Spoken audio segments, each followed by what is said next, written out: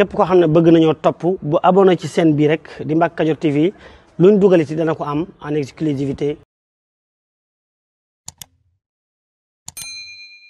mooy Oumar Maham Diallo ñu tabb ko léegi mu nekk DGI di doyen des juges d'instruction wutu ndam si yàlla Samba Sall moom Oumar Maham Diallo ne woon ba fii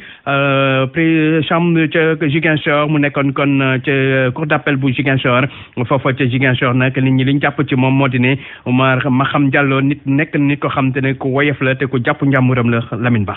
ki fi ne woon septembre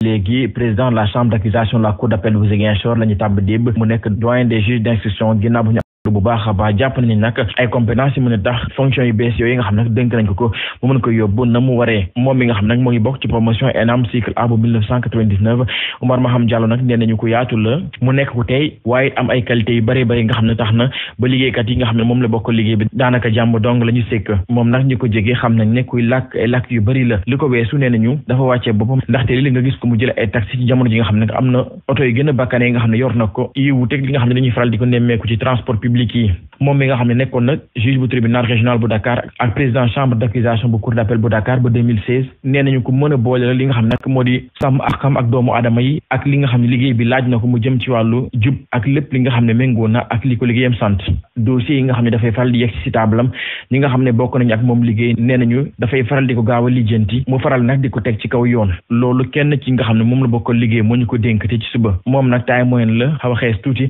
Oumar Maham Diallo nag mu ngi jóge jamono ji Ziguinchor war a jublu ci dem nekk doyen des juges d'instruction ñu bëri jàpp ne wàcceewoon ak liggéey bi nga xam ne moom lañ ko dénkoon fii ci Ziguinchor ba tax na système judiciaire bi wóoluwaat ko dénkaat ko responsabilité yu bees yooyu lee pour nag ñi nga xam ne dañoo bëgg ñu defal leen ay publicité ci chaîne bi moo xam ci njaay bi ñu nekk service bi ñuy joxe ci seen liggéey wala ci seen entreprise woote leen gaaw ci numéro yi 77 610 36 85 wala 78 461 67 55 su ko defee ci ay njëg yu yomb nga am client yu bari kon nag bu leen ko wuute.